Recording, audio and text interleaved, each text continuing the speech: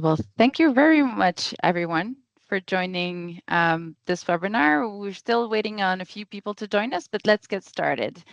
On behalf of Premier Continuum, a big thank you for being here today for another session of our Insight webinar series. We're thrilled to have you with us. As you know, if you know someone who could not register, no worries. We'll be adding the recording to our website. My name is Mary Helen Primo, and I am the Executive Vice President at Premier Continuum. Today, I have the pleasure of being your host and facilitator. As a business continuity and resilience practitioner for over 20 years, I have developed and implemented multiple BCMS.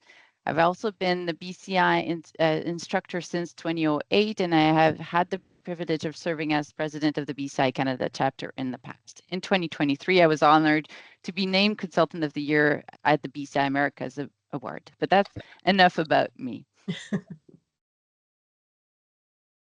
So as you will discover, our insight sessions are all about sharing knowledge, exchanging ideas, and exploring practical solutions tailored for resilience professionals like you. Today's webinar's topic, I hope, will inspire you and equip you for the challenges ahead. A quick note before we dive in, this webinar is designed to be a space for exchange. So the more you participate, the more dynamic and valuable the session will be for everyone. Don't hesitate to share your thoughts and ask questions in the chat. As well as this today, we actually have the opportunity of having you unmute yourself and open up your camera. So that will be even easier because really that's the purpose of today, is really ask questions to our expert. So the session recording will be available in our website within the next few days. And if you'd like to a copy, in this case, the presentation not as relevant, but if you did want to have a copy of the presentation, it'd be possible to do so as well. For our French-speaking friends, don't hesitate to write your questions in French, and my team and myself will translate it to Margaret. Obviously, the answers will be given in English. If you do run into any issues, please use the chat again. My team and I are keeping a close eye on it, so don't hesitate to reach out. We're here to help. So about Premier Continuum, these topics really are at the core of what we do at Premier Continuum. Indeed, we have been helping organizations with challenges over more than 25 years. Our mission is simple: increasing organizational resilience. We do that thanks to our 3 complete solutions made by seasoned experts. So our BCM and resilience management software, Parasolution, our expert consulting services, and our certified training from the Business Continuity Institute, as well as ICOR. Now, we're speaking of which, we're talking about instructors. We have our speaker here today, Margaret Millett, is one of our certified instructors of Premier Continuum. Margaret is a global thought leader in our business for over 2 decades. She has worked with big Fortune 300 companies and was the recipient of the prestigious BCI Lifetime Achievement Award in 2023, and most recently the 2025 BCI Americas Award for Volunteer of the Year. Congrats, Margaret. So now the moment you've been all waiting for. Let's talk and exchange about the challenges. You don't have easy answers. We have received questions already, but if you do have questions, don't hesitate to open up your camera or put them in the chat, and it'll be my pleasure to ask them to Margaret. And while you're thinking, I'm just going to see if there are any questions that are being asked for now. So we don't have any yet. So we have already, we'll start with the questions that we've received, and then it may inspire you if you may have some follow-up questions to what Margaret will be covering. So, well, first of all, thank you, Margaret, for being here. And thank you for having me on board. And let's have the first question. As we said, it was the toughest questions being asked to Margaret. So what are the best ways to justify organizational resilience budget? Great question, Marie Helen. This is one question that I think leaders in the business continuity and resilience field face constantly. It's also an appropriate time of the year to be having that, because I believe if you're, for example, if your fiscal year is January through December, you're probably in the throes of putting together your budget. So my thoughts on some effective ways to justify organizational resilience budgets when speaking with, your leadership team or your finance folks is, again, always think about how you can link the business continuity objectives and strategy, show how resiliency is going to help bring in revenue to the organization. It's going to help with the reputation and the customer trust. Make sure you're positioning resiliency as an enabler of growth and transformation and not just a cost center. And I want to just stress that, knowing that, we are not a revenue generating department at any company. However, what we do can help close deals. I've done that at some of my companies where I've helped bring in, multi-million-dollar deals just because I was able to go along with others within the organization to tell about why we should be the organization that you want to sign your contract with. Also, use some of the information that you have obtained through your risk assessment and your business impact analysis to translate, how you can show the measurable losses of downtime, for example, maybe cost per hour, the regulatory fines, the customer churn that could be taking place. And then also always share what I say are the real world scenarios, meaning, if you've had a cyber attack or you've had a natural disaster, those can also help fuel some financial consequences that could be meaningful to your leadership. And if you also have ties with the folks that do insurance at your organization, whether it be the cybersecurity insurance or the loss insurance, that can also help justify why it's important to have plans, because those plans are also going to help reduce your premiums because you're going to state that you're having them. Okay. I think some other things that you want to just show is what's also listed in the standards of what you need to do, whether you're looking at ISO 22301, looking at some of those benchmarks and sharing with them on what's been invested by other organizations, maybe your peer groups or whatever. Those can actually really help. And I think some few other things that you want to also just show is making sure that you're showing the organization if they still have environmentally, social, and governance priorities at your company, that again, you can tie into that report that's issued at your organization. And if you've not had a discussion with the folks that put together the ESG report at your company, please do, because I'm sure that there are things that you're doing throughout the course of this calendar year that should be given a page or two at your report that's going to be issued for your company in 2026. And lastly, to really tie in the organizational resilience, again, think about how you collaborate with others at your company. For example, you're probably working with your cybersecurity team to help identify how you can marry the two organizations together when there is a cyber incident at your company. Again, talking with your supply chain folks to make sure that, again, those critical goods and services are continuing to operate at your company. And HR, well, we all know, we want to take a look at employee safety and well-being. It was tragic yesterday at the start of the school year in Minneapolis that unfortunately there was an incident that required HR capabilities because there was a shooting at a school that was starting their first day of school yesterday.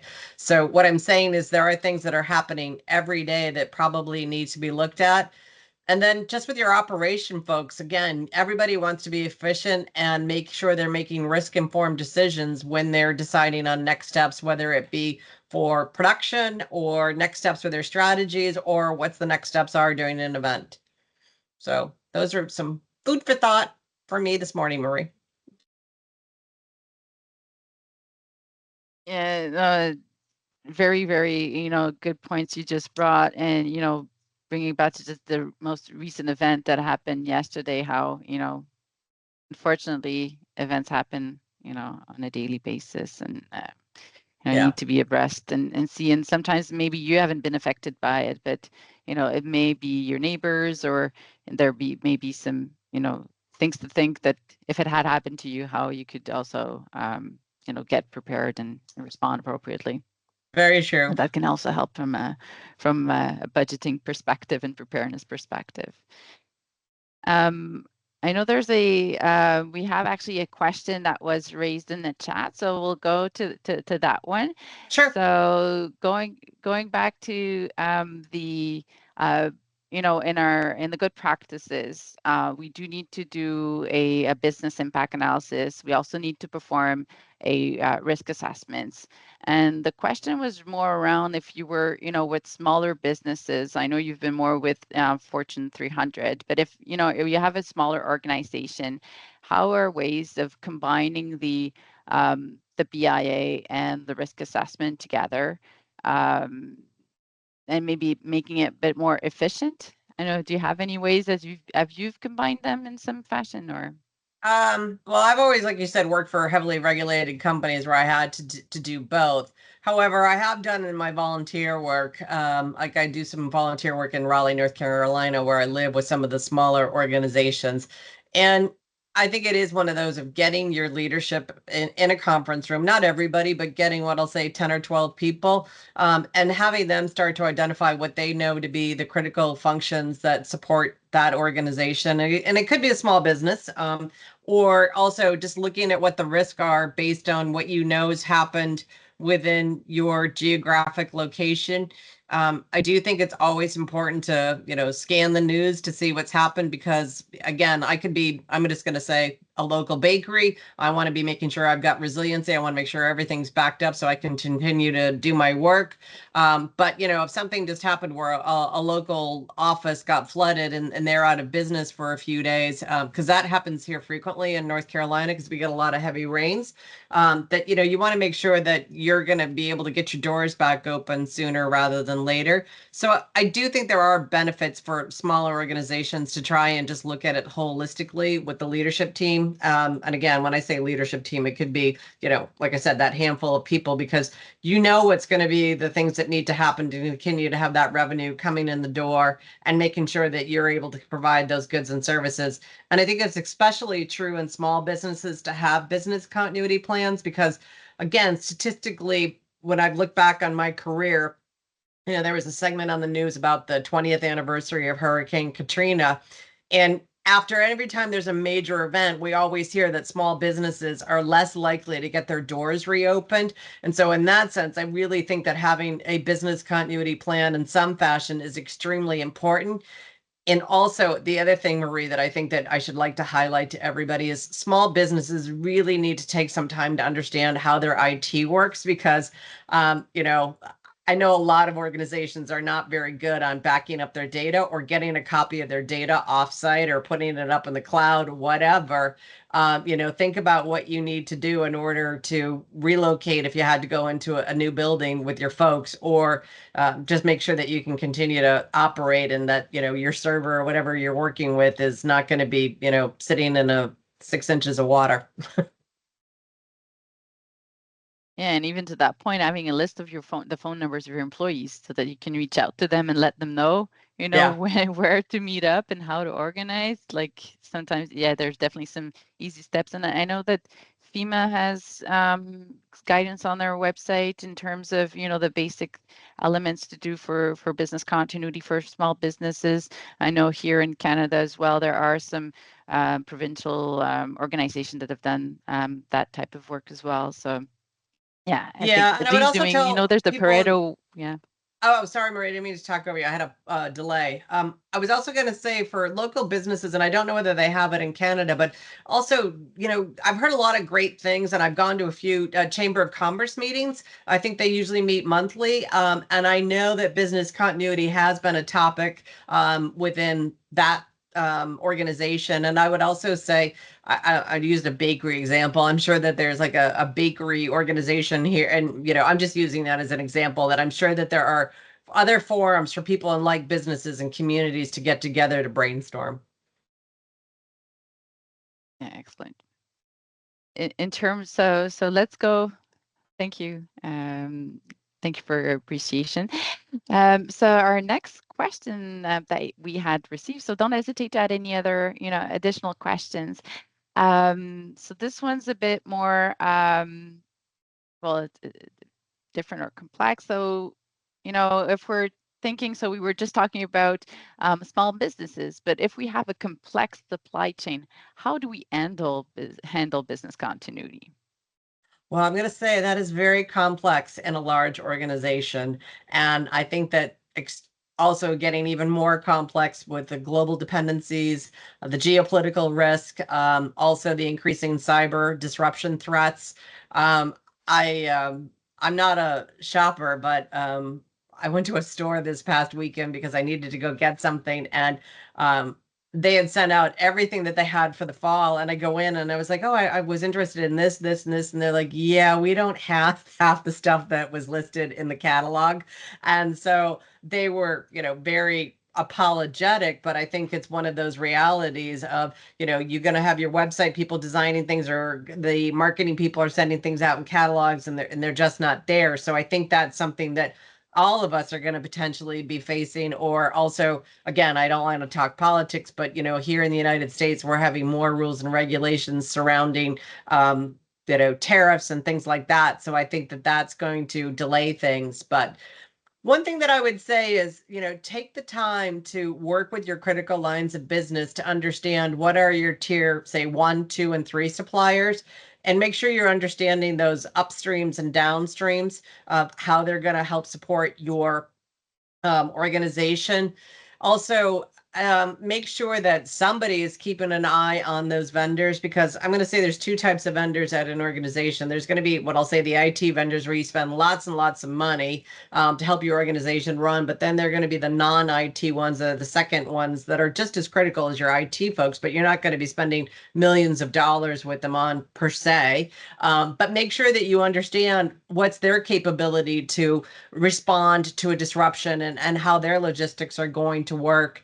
And also make sure that you don't really have any single points of failure within your supply chain. I know a lot of organizations don't want to spend the extra money to get somebody else as a backup. But I also think in these times, it's important to understand, the financial solidity of these organizations, because how quickly could you swap out company A with company B if it were necessary? Um, and remember that if suppliers are critical to your organization keeping the lights on, make sure you're having conversations with them. You don't want to just call them up to then just say, hey, I didn't get my shipment of X today. Like, you should be engaging in regular meetings with them to understand what's happening at their organization, and make sure that you can keep things going. And also make sure that you're understanding their capabilities. Have you run them through the due diligence of making sure that they are doing backups, that they have continuity plans, that they have cybersecurity, and have they actually shared their results of doing business continuity exercises with you, at their organization, and or in conjunction with you for a joint exercise, whether it be business continuity or cybersecurity. And I think that that's also the other thing to be taking a look at. And you at your organizations, depending on what you're doing, have you been running through those scenarios of what if something wasn't available?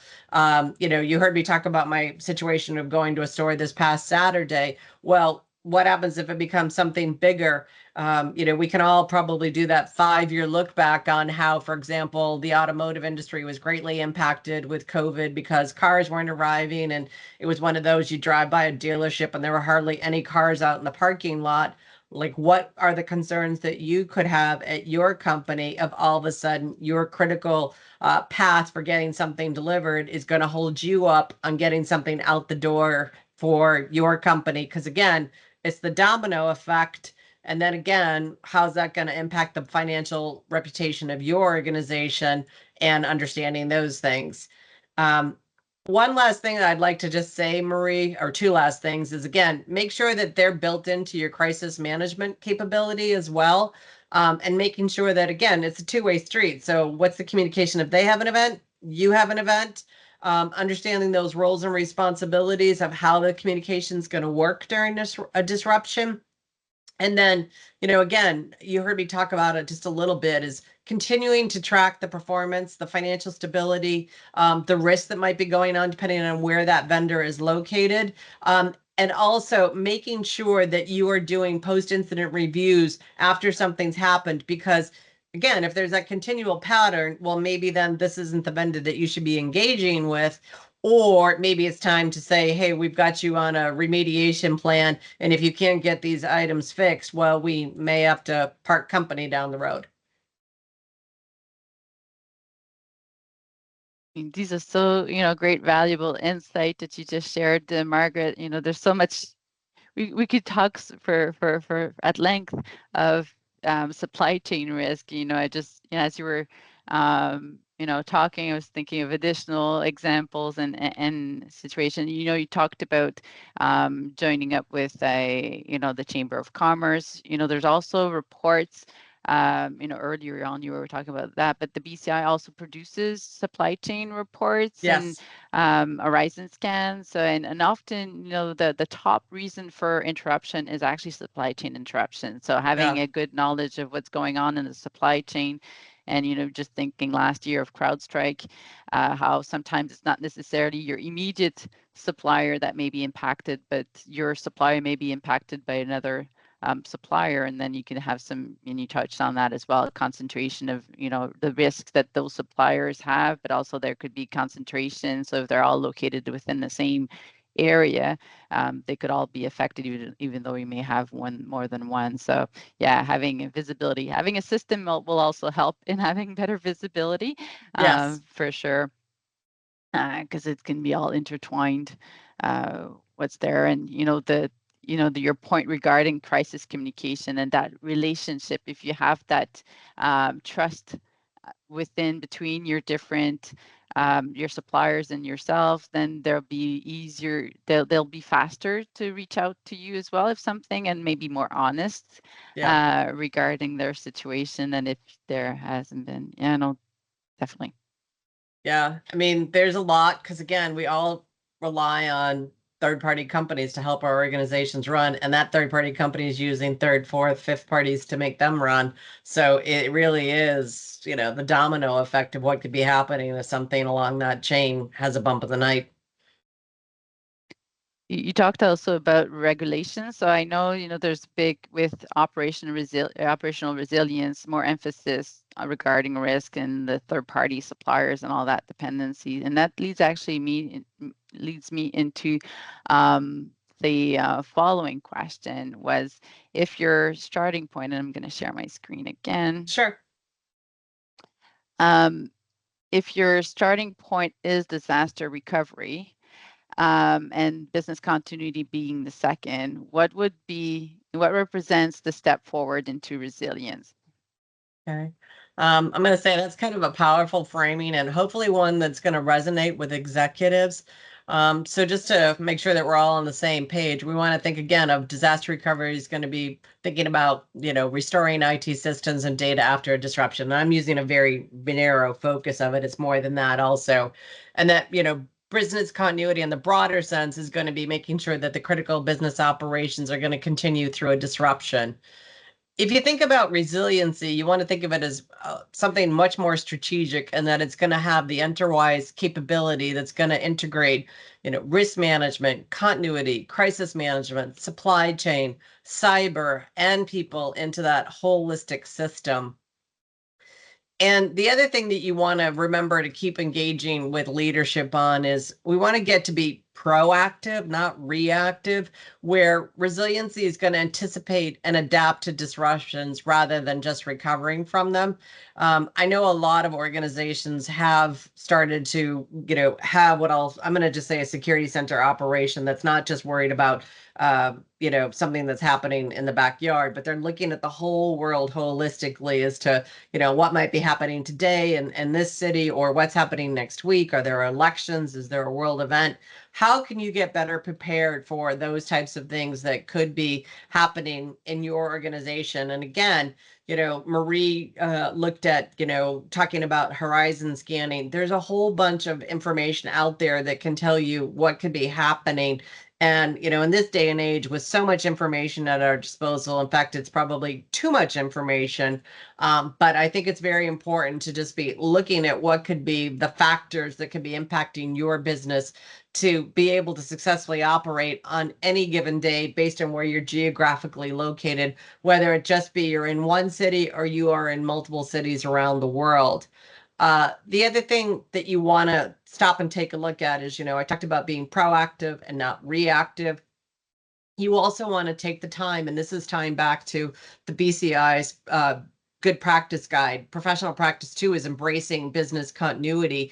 And the one thing that we want to do is making sure that we are embedding it across the organization and that we are not just a standalone function. I mean, I look at when I've run recovery at many organizations and you look at who's on your crisis management team, it's like I have say 10 plus 12 areas that are sitting at my crisis management calls. So that's another reason why you have to show that you are building that capability of putting forward a resilient organization. And the other thing that you want to continue to do when you're doing your education and awareness is remember that this goes beyond just developing that culture and the mindset. It's going to make sure that those capabilities can quickly pivot when an event occurs. And we want to make sure that when we're doing all of this, that we're putting forward the right solutions to continue to have that competitive advantage of looking at what's going to be reliable, trustworthy, and sustainable, so that we're protecting the organization if it's going towards a downward risk that could be impacting the organization. And then again, looking ahead, these are where the horizon scanning reports can be really important. And that's to start looking at what could potentially be impacting you, tomorrow, that you want to get your organization prepared for. And I think that that's also just really important, whether it's, looking at climate risk, geopolitical shifts, how your organization's dealing with the digital transformation, your workforce well-being when an event's actually taking place.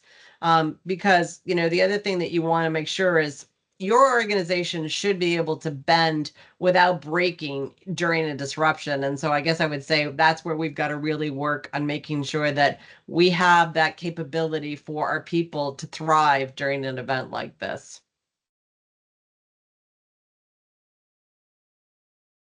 Totally. That's the essence of operational, of the resilience, right? To be able to Yeah. bend and not break, and make sure that you can't just run. Your function require people and require, especially if we're having a long-term disruption. A bit, there was lots of talk with COVID, with the mental wellness of employees, and so these are definitely factors to take into account and make sure you have people on your crisis management team that will take care of that as well. And actually, this leads me into, and people don't hesitate if you have further question, either follow-up question to what we just discussed, or if there's any other questions that spike as we're talking. This actually, talking about crisis management, this leads me in the following question. It's a very lengthy one that we have here that I'll share on the screen, but it's actually talking about crisis management in the cyber context. So the question reads, managing cyber crisis requires close collaboration between IT, security, and business continuity team. What are the most common obstacles to this collaboration, and how can this be overcome? Do you have example of organizational structures or processes that promote a unified and rapid response? Another excellent question, Marie. Well, I'm a firm believer in planting seeds and watering them and hope they grow. So one thing that I always recommend is, again, starting to set up some regularly scheduled meetings with these folks at your organization so that you can understand what they're working on. It's a two-way street. What do you need from them? What do they need from you in order to be able to be successful? Because I'm going to say this. I know that the cyber team is, usually over here. They've got their own cyber incident response plan. We're over here with our BCDR crisis management plans. And I know that it doesn't always come together just because they are kind of like in their own bubble just because of the sake of what they're doing, and they can't share everything they're doing because of the confidentiality sometimes of what they're looking at or what happens when an event's taking place. But you need to understand how they need to come to the table of when something actually happens, because that's then going to start and impact your customer service. You're going to need to get your comms people involved to get the right messaging out. They need to know when to raise their hand, like, we've got a problem and we've got to figure these out. So, what I would say are some obstacles that need to be worked on for collaboration is, again, siloed functions. So, um, oftentimes also, they may or may not have the same reporting line. So anytime, even when you're talking about operation and resilience, when you look at it, everybody's probably got a different dotted line up to executive leadership or very few people. But, they're looking at that's one thing that can be a factor that you're going to have of working more with the folks at your level or above to try and make things happen. Make sure that they're understanding a little bit more about what your language is versus their language, because again, they might be thinking different things. So spend some time with talking to them about what recovery timeframe objectives mean, recovery point objective, critical processes, because again, they can be so sometimes caught up in the wow factor of the event that's taking place and what I'm going to say, getting into the chase. But make sure that they're understanding what's critical so that if they're starting to see vulnerabilities that are happening at the organization, they can then hopefully get to you guys in time so that there's no misalignment on what decisions may need to get made on that. I also want to just stop and say is, we talk about cybersecurity events. We know that they happen. I know that cyber stuff's happening basically every day at an organization. There's something happening underlying that they're working to get out. I'm just saying that there's something probably in everyone's systems, not to frighten anybody. But once it gets to that bigger point, it's bigger than a bread box. Who's actually running the event then? Is it a cyber crisis? Is it the chief information security officer? Is it the chief information officer? Is it crisis management?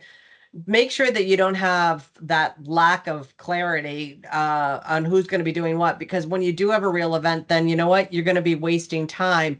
And in a cybersecurity event, time can be extremely precious. So make sure that that's understood. And then I would make sure that you have on your calendar at least one annual exercise with the cybersecurity team to say, okay, this has happened. What's going to need to get done? What's the communication that's going to be going out to the organization? As we know, time is really of the essence because that starts to hit the information airwaves very quickly. So you need to be on top of that messaging that you're getting at. Also, make sure that you are talking to your legal and your compliance folks, because also you want to make sure there's consistent messaging, there are no delays.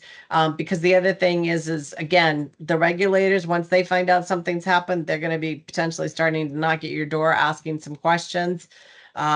Like I said, doing those exercises, knowing when the handoffs are going to go take place. Okay. That is also something that I can't stress enough.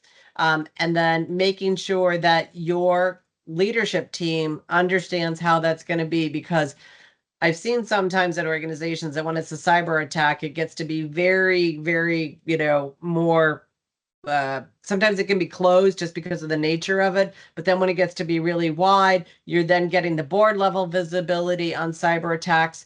And therefore, I'm saying who's actually running that, because you want to make sure that there's the understanding of what IT is doing, what's the cyber team doing, what's the BC team doing. And also understand what role the chief information security officer is going to play during some of these things.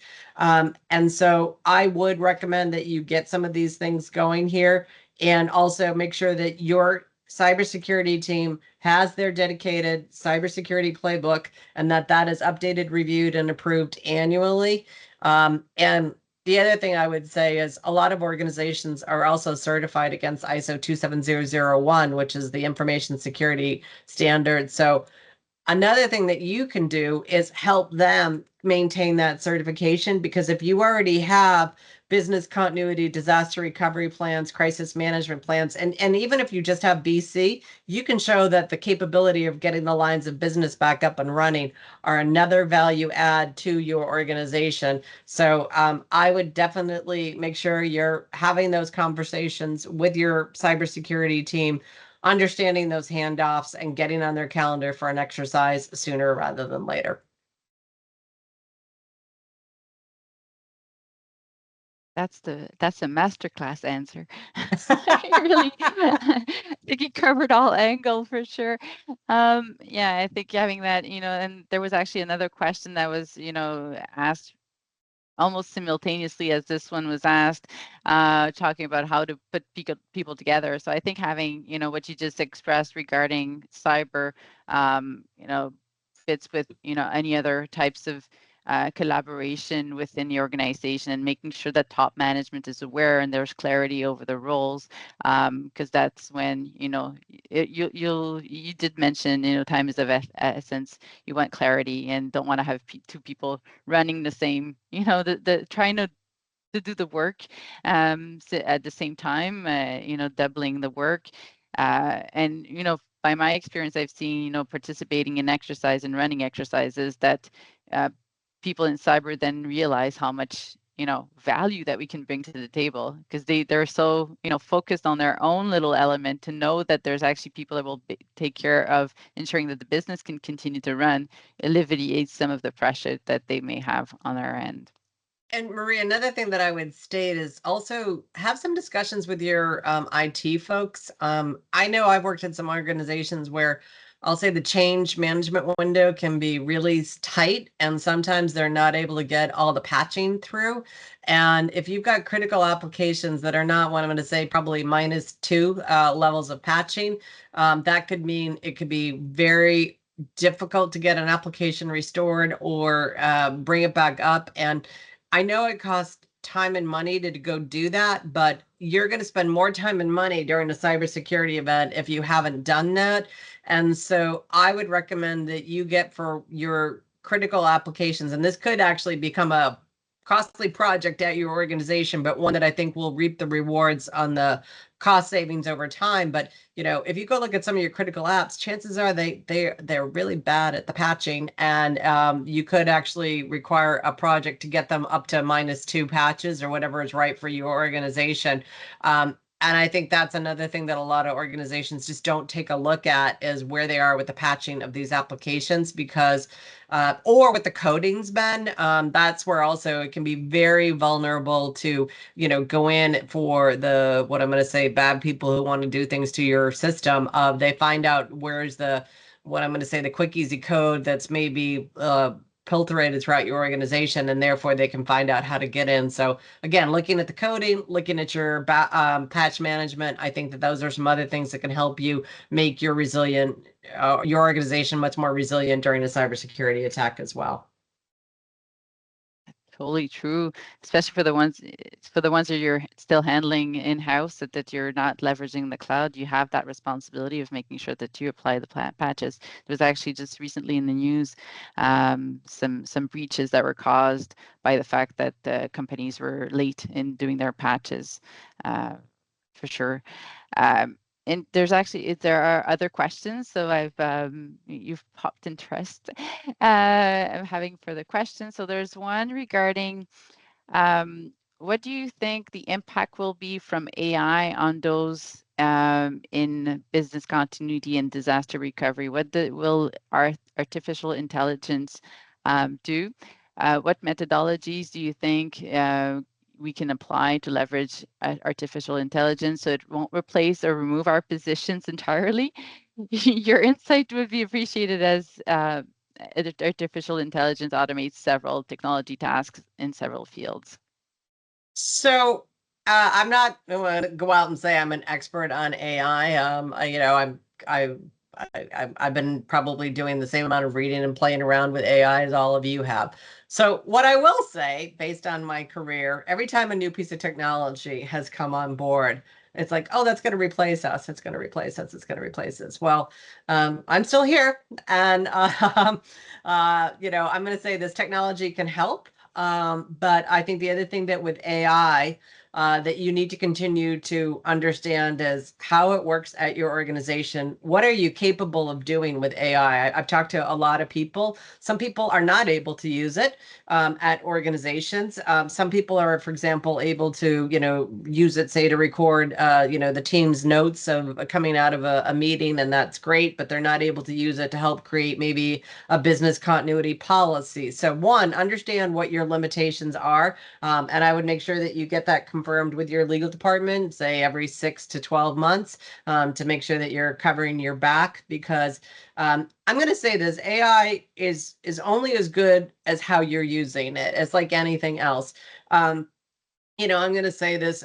Marie and I could be going back and forth and putting together a business continuity policy. I'm here in Raleigh, North Carolina. She's in Montreal, Canada. We're trying to look at things. Marie might state one thing that's more when I'm going to say, Canadian. I'm going to use something that's American. They could go through those nuances based on, her version of Microsoft versus my version of Microsoft. The other thing I'm going to say is you have to make sure that you're asking the right questions of AI, or you're using the right prompts. Because, say, for example, Marie could be saying, could you tell me how to go write a business continuity based on, maybe a Canadian standard? I'm trying to say, could you write one based on an ISO standard and the BCI? We could get different kinds of responses back based on what she's using to create something versus what I'm creating. And the other thing that I'm going to say is always double check your source within AI, because again, some internal companies, like I talked to one company, and I kind of have my good game face on when I was talking with them, because they built their own internal AI. And it was done as of like 3 years ago. So if you asked it a question, it's going to give you an answer as of 3 years ago. So if it says, for example, who's the prime minister of Canada, it's going to tell you it's Justin Trudeau. And well, we know Justin's, hopefully having a nice day today, but he doesn't have to worry about what's happening in the world of the Canadian government. So what I'm saying is, double check everything. And also, I am going to say this: make sure that it's making sense, because sometimes, when you get information from AI, it's not necessarily going to be worded properly. It's going to use contractions, and might not represent the company culture of how your organization speaks. So make sure you're spending the time to do that. And also fact checked, because, for example, right now that we know that the ISOs are probably going through an upgrade, that hopefully some of them are, because they're getting on to 5+ years. So if they come out with new ones, what's your source of information? Is it the old version? Is it the new version? We are 2 years into the BCI GPG. When's the new one coming out? You don't want it to be quoting you from GPG 7 if we're using 8. So that's where I'm saying, make sure that you are looking at that. And also, it can also provide, like, I'm going to say this, it's a Goldilocks reference. It's either too much information or not enough. You've got to get the sweet spot of what's the right amount of information that you want for your organization. And typically also regarding AI, well, it should be more of an enabler and helping you out, but it shouldn't be your decision maker either. So, Right. as you said, validate your source, making sure that so it enables you to maybe have access to more information or classify the information, but you still need to be the one who's going to be triggering Yeah, the like I switch really if think it can something. help, write a policy, a business impact analysis, create a risk assessment form, a plan template. It's going to really also help with exercises and things like that. However, you've got to do the right thing. I know, last year, Maria and I were at BCI World, and a gentleman did a presentation on how to use AI for your exercising. And it was really interesting, because he was doing something literally at the hotel where we were at, and he was trying to say that London was flooding, and he told AI to do something. Well, it literally, the hotel had a round, like a half U, half circle driveway, and literally that's only where the flood water was. So make sure you're doing something. And then I know somebody that's an artist, and he was doing this thing for children's books, and literally the hands on the characters, they all had two left hands. It didn't have a right hand and a left hand. So it's like very carefully check information, because it's like you don't want it to look like, whoops, I missed that. No, that's true. But you do need to, embrace and see what AI can provide, because I think it's to learn how to use it and not just to prevent using it. Yeah. But there and also, you were talking about technology earlier, the fact that the actual, if people are relying more and more on AI, like for agentic, for example, Hmm. they'll also need to think about to continue AI if ever, Right. from a business continuity perspective, in order to continue providing the service, that agentic will be required if they don't have the people to answer the calls. Yeah, and I'm also going to So say this. I mean, I get frustrated when I use like online chats or you try and do stuff. They don't answer the questions. They will tell you the basic information like, "Hello, I'm the drugstore and we are open today from, 9 to 8 and we're going to take a half-hour break for lunch at this hour." And you could say something, but it's still not zoning in on what you want. And I'm sure we've all experienced that in our customer service interactions. I highly recommend if you are not using AI at your organizations, by all means, go start and play with it on your home computer so that you can be familiar with it because it's not a matter of if, it's a matter of when it'll be introduced at your workplace. yeah, for sure. Now going to another angle, it was regarding the another question that we had in the chat was, how do you define a minimum RTO possible? So I think the question was Sophie here mentioning that following an audit, she was challenged why they only offered 1 day as being their minimum RTO rather than 1 hour being their minimum RTO to be selected by the various business functions. I think it was a manufacturing organization that she was working with, Okay. and so wondering how she could better justify that 1 day was sufficient. I'd say providing some example of legal requirements, contractual obligations. I often take that information to the person that pays the bill. I've worked at 10 companies, very big companies, and it could be like, oh, I've got to get that to Marie Helene because she's the CFO, and I need to make sure that I've got my financial information because she's going to be closing the books in 3 days, or it's the end of September, and I've got to get my stuff to Marie so she can go do stuff. It's really interesting when you have these conversations with the people who pay the bill for the applications of like when they start and find out from IT, and I'm just using funny numbers, that it's going to cost hypothetically, $10,000 to have that recovery time frame to be less than 4 hours. And then they're like, ooh, that's a lot of money. And then when they say, oh, well, it'll only cost you $5,000 hypothetically to get in 24 hours, that's when they'll be like, I'm happy with 24 hours. Yep, sign me up for the $5,000. And I'm not saying that that's always going to be the way it is. And, you've got to then also figure out later on in time, as if you start and see that, hey, you are having more and more things speed up, that you are going to need things sooner rather than later. Then I think that that's the way that you can, go take that justification to top management that maybe they do need to reduce it from 24 to less. Also, I truly believe looking at past incidents in your organization and how you've responded and how long it took for an application to come back up or how long it took you to go back, taking customer calls is a great source of information for leadership. Because I'm not saying that, Marie is the CFO is not going to want something, but if she knows that, they're already hearing from vendors that, they're not able to pay bills or whatever. And I know talking to people like the big companies like the Microsofts and Google and all those that run IT, they want that bill paid today, not tomorrow, today. If today's the due date, it's getting paid today. And if not, well, I'm not sure how much longer we're going to keep your services going. I think they're a little more ruthless. So I would say go back and start looking at that data if you feel that it's something needs to get either, again, I'm going to say either moved up or moved back, because we also know there are probably some things that are over solution, which is also not good for an organization.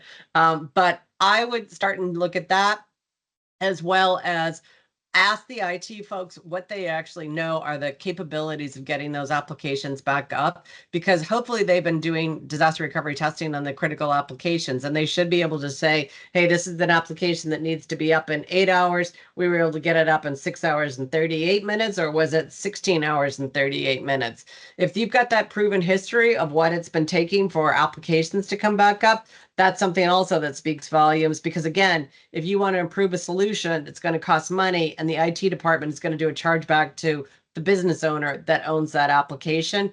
And I would also make sure there are the checkpoints within your change management, because if Marie's got a new financial application that she's bringing on board, well, what's that going to be? How long does she need to run the old one? Or if she's doing an enhancement to an existing app, is this recovery timeframe objective going to be the same? Is it going to change? What is it?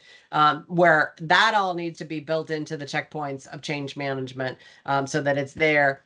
And the other thing is making sure that the DR solution can take the full load plus peak volume, because a lot of times the DR solution is not at what I'm going to say 100%. It can be down at 75. You want it at 100. If you know, like Marie's got to do a lot of financial stuff to say, get ready for the budget for 2026. Q4 could be your busiest time. So make sure it's going to, whatever Marie's peak period is, it's going to be able to take that full load plus. Otherwise, Marie's going to be sitting there, saying, "Can everybody want to go for coffee?" And then we can come back and see how the system's doing. Great points. And, to what you just mentioned, having that conversation and looking at past events as well, for the first piece could also help in justifying, going back to the auditors of saying, well, in history, we've proven that waiting for a day is sufficient and we don't need to be back earlier than that as well. So, those having, that as a proof could also help in justifying to the auditor that we did not use, a value of 1 hour because one day was what made sense for the organization, especially if you're not in the financial sector. Yeah. And to your point regarding volume, the follow-up question was regarding the minimum business continuity objective. So again, depending on your peak periods, you may need to be at 100%, but sometimes that could be reducing the number of activities. And then, so it could be rather than just providing or performing the, let's say, all the adjustments to a payroll, as long as you're at least paying people, that's better than nothing, right? Right. So that could be a minimum business continuity objective. Yeah. And then the last question that we had, and actually you kind of led into it with your, talking about capability, was your perspective on adaptive business continuity. So I know that there has been a lot of talk about that, Marie, within the profession. And I want to say that's been a topic that's probably been out there 10 years, would you say? That, it's been, talked about a little bit. I'm going to just say that, like anything else, their core values are going to focus on outcomes, reducing bureaucracy, integrating resiliency into daily operations, and making continuity, easier and more iterative and available. So I'm going to say this, it's a refresh, not a replacement. Adaptive BC is going to, bring agility, but it doesn't mean throwing out established standards like ISO. I want to say that hopefully it's going to encourage us to avoid box ticking exercises and focus on what truly enables recovery. Also, I think it's going to overemphasize, and hopefully everyone's getting out of this frame of mind. You hear a lot about binders, or you used to back in the day, where adaptive business continuity is going to remind us really about engaging with the employees, getting that leadership buy-in, and using what I'm going to say, they're more going in the frame of, the playbook that you have for production will probably be the one you're going to use for BCB, and that it's going to work. Remember the term when you think about what's right, when you look at the BCI GPG, they talk a lot about fit for purpose. You need to think about what that definition really means at your organization, because not every organization or regulator is going to embrace adaptive BC fully. But it, may become something that changes over time. But the one thing that I will say is there are a lot of rules and regulations out there from regulated industry globally. And so some of the things that when you're looking at an adaptive BC program are not going to be able to check the box for the regulators and or clients. So, think about that. And also, I'm still thinking that adaptive BC is a step towards organizational resilience because it moves, again, moving towards the capability, the adaptability, and providing more of the culture. So I guess I'll end it on a few things, Marie, that they're the pros. It's probably a little less bureaucratic, meaning it's going to hopefully reduce some documentation, focus on what I'll say practical outcomes. Still going to emphasize training awareness and engagement over, what I'll say static binders. It's going to encourage organizations to adapt quickly and to change to risk, technology, and changing models. Also, probably going to do a little bit of a cultural shift to ensure that resiliency's really at the forefront of organizations, and could maybe be better suited for fast-moving events like the cybersecurity, the supply chain. I think some of the cons, you heard me talk about it, is the regulatory misalignment. Again, what's the right level of documentation? It could be perceived as lightweight, where some leaders may see the reduction of documentation as lack of rigor and or their auditors at your organization or external auditors or clients. Again, when you don't have strong leadership, it could actually be a hindrance to make that shift at your organization if you want to go to an agile or adaptive BCP. Again, I'm going to still continue to say that there is still what I'm going to say a split within the profession that some organizations are going to hesitate to adopt it. And then I will say this, if you get things simplified too watered down in the wrong hands, it could downplay the importance of the structure, the governance, and the accountability of what's happening at it because there are not all the rules and regs and the check boxes that are there. So, but I will say for, again, small organizations, I think this could work very well. For very large companies like where I've worked at, if I tried to introduce an adaptive BC, it would not work with the clients. It would not work with my audit, internal and or external. And it wouldn't work with the regulators that I work with because the regulator, all of them are looking for what I'm going to say, the right components based on, industry standards like ISO 22301, what's in the BCI GPG. That's what they're looking for. That's what they want me to be able to show evidence of. Great insight again. We're actually running out of time. We're getting to the end of today's session. There was a last question was regarding the actual running exercises with top management, trying to strengthen their strategic decision-making skills, during an unpredictable crisis. Where there would be maybe a few words on objectives and approach to be most effective? Well, first I'm going to say, oftentimes senior leadership will go to you as the business continuity team and say, hey, could you go hire a third-party company? And I would push back on that. And the reason why I'm saying that is you, the business continuity team, that organization inside and out. So have that capability to show that you have the ones that should be doing it. I will say this, know your leadership. That's the one thing I've learned over my career is some people are going to be really well engaged. Others are not. I highly recommend that, again, start off with something that's what I'm going to say a small event, but yet you still want to leave them thinking about what's happening at your organization. You'll also have a lot of leadership come to you and say, hey, Margaret, can I have a meeting with you to learn about what we're going to do? Don't let the cat out of the bag and what you're going to be running them through, because otherwise they're going to be really well rehearsed. I would recommend offering some one-on-ones with them in advance because they will feel very uncomfortable asking a question about a crisis management plan in front of their peers. So take that time in advance to work with them to say, hey, if you need me to run you through anything prior to it, do that, because you want to set yourself up for success, and also you want them to be engaged. If they don't understand how the plan works, you could potentially have crickets in the Zoom or in the conference room. So do that. And also, I do all my exercises in threes because, meaning it's not just going to be, the fourth floor of the corporate headquarters flooded today. It's like you want to make sure that there also potentially is a cybersecurity attack.